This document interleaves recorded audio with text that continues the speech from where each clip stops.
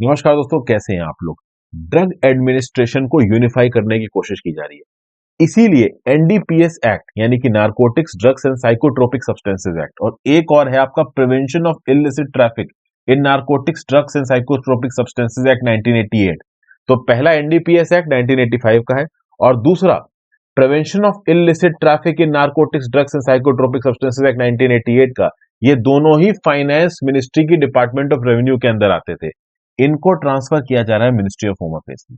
समझिए, यहां पे आपको फाइनेंस मिनिस्ट्री की डिपार्टमेंट ऑफ रेवेन्यू की वेबसाइट दिख रही है। अगर आप फाइनेंस मिनिस्ट्री की वेबसाइट पे जाते हो तो आपको कितने डिपार्टमेंट दिख रहे हैं? Department of expenditure, department of economic affairs, department of revenue, department of financial services, department of investment and public asset management, जिसको आप डीपम बोलते हो, और डिपार्टमेंट ऑफ पब्लिक एंटरप्राइजेस। ये बहुत इंपॉर्टेंट है, ये डिपार्टमेंट याद रखिएगा, एग्जाम वगैरह में भी पूछे जा सकते हैं। अब अगर आप डिपार्टमेंट ऑफ रेवेन्यू के अंदर जो एक्ट्स एंड रूल्स हैं, इस पे अगर आप जाओगे तो यहां पे आपको एग्जैक्टली नजर आएगा narcotics drugs and psychotropic substances act 1985। जब इस पर्टिकुलर एनडीपीएस एक्ट को बनाया गया था 1985 में, तो इस पर्टिकुलर एक्ट का एडमिनिस्ट्रेशन दिया गया था फाइनेंस मिनिस्ट्री को, और फाइनेंस मिनिस्ट्री के डिपार्टमेंट ऑफ रेवेन्यू को इसका एडमिनिस्ट्रेशन दिया गया था। अब मैं आपको एक बात बता दूं, ये जो डिपार्टमेंट है narcotics control bureau, narcotics control bureau को बनाया गया मार्च 1986 में। Narcotics control bureau home ministry के अंदर काम करता है। अब समझिए, ये जो दो एक्ट मैंने आपको बताया, ये काम करते हैं फाइनेंस मिनिस्ट्री के अंदर। बेसिकली काम क्या करते हैं, वो एक्ट है, उस एक्ट के अंदर बनी हुई जो बॉडी है नारकोटिक्स कंट्रोल ब्यूरो, ये काम करती है होम मिनिस्ट्री के अंदर। समझ, होम मिनिस्ट्री की अगर आप बात करो तो हम डिपार्टमेंट ऑफ ये मिनिस्ट्री ऑफ होम अफेयर्स की वेबसाइट पे पहुंचे, इसके नंबर ऑफ डिपार्टमेंट्स देखें तो होम मिनिस्ट्री के अंदर आता है department of border management, department of internal security, department of Jammu Kashmir and Ladakh affairs, department of home, department of official language, department of states. Home ministry is the most powerful ministry according to me. अगर home ministry की बात कोई ताकतवर है तो finance. अब जो पैसे को ज्यादा इंपॉर्टेंस समझता है वो फाइनेंस मिनिस्ट्री को ज्यादा इंपॉर्टेंट मानता है। लेकिन अभी भी जो ड्रग एडमिनिस्ट्रेशन का काम था वो दो मिनिस्ट्री के बीच में बटा हुआ था, एक फाइनेंस मिनिस्ट्री, एक होम मिनिस्ट्री। तो ये जितना भी आपको पिक्चरों में, जैसे फोर्स मूवी में एनडीपीएस दिखा रखा था, सॉरी नारकोटिक्स कंट्रोल ब्यूरो दिखा रखा था, जहां पे भी ड्रग एनफोर्समेंट की बात होती है नारकोटिक्स कंट्रोल ब्यूरो को दिखा दिया जाता है, एनसीबी जिसको आप छोटा बोलते हो। नारकोटिक्स कंट्रोल ब्यूरो का काम है कि भाई इंडिया के अंदर ड्रग प्रोलिफरेशन को रोकना है, तो रेड वगैरह मारना, ये जो ड्रग स्मगलिंग के रैकेट्स हैं इनको तोड़ना, ये मेनली एनसीबी का काम होता है। और एनसीबी को ये करने में हमारे देश के अलग अलग राज्यों की पुलिस मदद करती है, सेंट्रल आर्म्ड पुलिस फोर्सेस मदद करती है, इंडियन आर्मी मदद करती है। तो आप बोलोगे कि जब narcotics control bureau home ministry के अंदर है, तो भाई पूरा का पूरा जितना भी एनडीपीएस एक्ट और जो बाकी है prevention of illicit trafficking in NDPS act, ये सब भी आपका होम मिनिस्ट्री के अंदर रखना चाहिए था। ये रेवेन्यू के अंदर क्यों रखा गया? तो देखिए, रेवेन्यू मिनिस्ट्री का भी एक बड़ा इंपॉर्टेंट रोल रहा है नारकोटिक्स की स्मगलिंग को रोकने में। समझिए, ये जो नारकोटिक्स है, ये जो चरस है, अलग अलग प्रकार के ये जो नशे वाले पदार्थ आते हैं, ये इंडिया के अंदर इनकी खेती बहुत कम है। ज्यादातर ये इंडिया से बाहर से स्मगल किए जाते हैं, या तो नॉर्थ ईस्ट के रास्ते से स्मगल किए जाएंगे या पाकिस्तान बॉर्डर से स्मगल किए जाएंगे और स्मगल करके इंडिया के अंदर लाए जाएंगे। तो स्मगलिंग को रोकने के लिए सबसे पहला डिपार्टमेंट हमारे बॉर्डरों पे कौन खड़ा है? कस्टम्स। कस्टम्स की डिपार्टमेंट रिस्पॉन्सिबिलिटी बनती है कि स्मगलिंग को फर्स्ट प्लेस में रोका जाए। और customs department hand in hand काम करता है किसके साथ? नारकोटिक्स कंट्रोल ब्यूरो के साथ। और कस्टम्स डिपार्टमेंट किसके अंदर आता है? फाइनेंस मिनिस्ट्री के अंदर आता है। तो फाइनेंस मिनिस्ट्री का एक मेजर रोल हो जाता है यहाँ पे नारकोटिक्स एडमिनिस्ट्रेशन में। इनफैक्ट फाइनेंस मिनिस्ट्री के अंदर एक नारकोटिक्स डिपार्टमेंट भी है, बट ओवरऑल ये नारकोटिक्स कंट्रोल ब्यूरो से अलग है। अब ओवरऑल यहां पे समझना जरूरी है कि एक्चुअली में फाइनेंस मिनिस्ट्री करती क्या है इस पर्टिकुलर एक्ट के एडमिनिस्ट्रेशन से रिलेटेड। तो समझिए, जब आप यहां पहुंचोगे डिपार्टमेंट ऑफ रेवेन्यू की वेबसाइट पे, और यहां पर narcotics drugs and psychotropic substances act 1985 दिखेगा, तो इसके आगे इसके रूल्स नजर आएंगे आपको। Narcotics drugs and psychotropic substances rules, देखिए इन एक्ट से रिलेटेड इनका जो एडमिनिस्ट्रेशन है, इसके लिए प्रॉपर रूल जारी किए जाते हैं।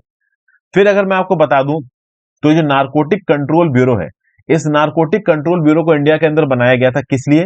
क्योंकि भाई जो इंटरनेशनल ऑब्लिगेशन है, single convention on narcotic drugs, फिर एक कन्वेंशन ऑन साइकोट्रोपिक सब्सटेंसेस, फिर United Nations convention against illegal traffic in narcotic drugs and psychotropic substances, इन सबको इंडिया ने साइन किया।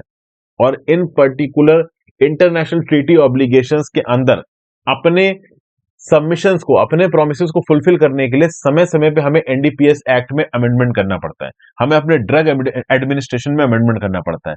इसीलिए डिपार्टमेंट ऑफ रेवेन्यू, जो कि ओवरऑल एनडीपीएस एक्ट को देखती है, और prevention of illicit traffic in narcotics drugs and psychotropic substances act 1988 को देखिए, ये समय समय पे इसको बहुत सारे काम एलोकेट किए जाते हैं। तो इंटरनेशनल एग्रीमेंट्स, प्रोटोकॉल्स को अपडेट करने के लिए, हमारे देश में ड्रग प्रोलिफरेशन को रोकने के लिए, नियम कानून बनाने के लिए, प्रोटोकॉल बनाने के लिए, रूल्स बनाने के लिए इन्वॉल्व किया जाता है फाइनेंस मिनिस्ट्री को। ये सारा का सारा काम मिनिस्ट्री ऑफ होम अफेयर्स भी करती है। अगर आप narcotics drugs and psychotropic substances act 1985 के सेक्शन 4 क्लॉज 3 में चले जाओगे, तो नार्कोटिक्स कंट्रोल ब्यूरो से रिलेटेड सारे नियम कानून मिनिस्ट्री ऑफ होम अफेयर्स बनाती है।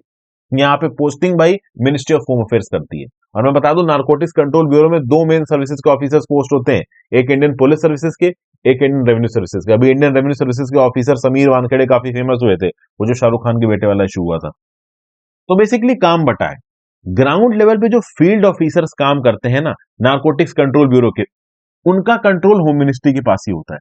लेकिन बैक एंड में जो कागजी काम होता है, इंटरनेशनल ट्रीटी ऑब्लिगेशंस को पूरा करने के लिए, कन्वेंशन, एग्रीमेंट्स, प्रोटोकॉल्स को पूरा करने के लिए, नार्कोटिक्स ड्रग्स साइकोट्रोपिक सब्सटेंसेस से रिलेटेड रूल्स वगैरह बनाने के लिए डिपार्टमेंट ऑफ रेवेन्यू के अंदर एक छोटा सा नार्कोटिक्स डिपार्टमेंट है, वो भी ये काम करता है। तो अब इस चीज को बदला जा रहा है। ये जो डुअल एडमिनिस्ट्रेशन है ना, कि भाई थोड़ा काम department of revenue finance ministry कर रही है, थोड़ा काम मिनिस्ट्री ऑफ होम अफेयर्स कर रही है, ये गड़बड़ है। इसलिए ओवरऑल पूरे काम को फाइनेंस मिनिस्ट्री से ट्रांसफर करके किसको दे दिया जाएगा? होम मिनिस्ट्री को। होम मिनिस्ट्री के अंदर वैसे भी सारी आर्म फोर्सेस, सीएपीएफ, आपका जितनी भी इन्वेस्टिगेशन एजेंसीज है, पुलिस, ये सब होम मिनिस्ट्री के अंदर ही आती है। और अब government of India allocation of business rules 1961 के हिसाब से नार्कोटिक्स ड्रग्स और साइकोट्रोपिक सब्सटेंसेस एक्ट और prevention of illicit traffic in narcotics drugs and psychotropic substances act का जो भी काम फाइनेंस मिनिस्ट्री के पास था, अब वो होम मिनिस्ट्री के पास चला जाएगा। मतलब ओवरऑल ड्रग प्रोलिफरेशन को रोकने के लिए केवल एक मिनिस्ट्री रिस्पॉन्सिबल होगी। सारे नियम कानून, कन्वेंशन, प्रोटोकॉल्स को अपडेट करने के लिए केवल एक मिनिस्ट्री रिस्पॉन्सिबल होगी, और वो ही मिनिस्ट्री ऑफ होम अफेयर्स। और ये एक अच्छा स्टेप भी है। देखिए, एक पर्टिकुलर फील्ड में डाइवर्सिफिकेशन इतना भी नहीं करना है कि अलग अलग मिनिस्ट्री में आप चीजें बांट दो। पता चला एक मिनिस्ट्री किसी एक पर्टिकुलर मुद्दे को लेकर किसी एक डायरेक्शन में जा रही है, दूसरी दूसरे डायरेक्शन में जा रही है। तो यूनिफिकेशन ऑफ कमांड यहाँ पे जरूरी है। अलग अलग प्रोटोकॉल्स में आप जो भी अपडेट कर रहे हो, उसमें डाइवर्जेंसेस ना हो, ये जरूरी है। और इसके लिए क्या है कि सिंगल चेन ऑफ कमांड कर दो, और वो यहाँ पे किया जा रहा है। जो थोड़े बहुत मैटर्स फाइनेंस मिनिस्ट्री के अंदर डिपार्टमेंट ऑफ रेवेन्यू के पास थे, वो मिनिस्ट्री ऑफ होम अफेयर्स के पास चले जाएंगे। तो ये छोटा सा अपडेट था जो कि मैंने यहाँ पे आपको दे दिया। आई होप आपको लेक्चर थोड़ा इंटरेस्टिंग रहा हो। ज्यादा से ज्यादा लोगों के साथ लेक्चर को शेयर करिएगा दोस्तों। इंस्टाग्राम पे फॉलो कर लीजिएगा, टेलीग्राम ग्रुप ज्वाइन कर लीजिएगा। और आप बताइए अगर आपको इस पर्टिकुलर टॉपिक के बारे में कुछ एक्स्ट्रा इन्फॉर्मेशन पता हो। वीडियो को लाइक और शेयर करके जाइएगा, हो सके तो सुपर थैंक्स, ज्वाइन बटन का ऑप्शन दबा दें। लाइक जरूर करिए वीडियो को एंगेजमेंट को बढ़ाने के लिए।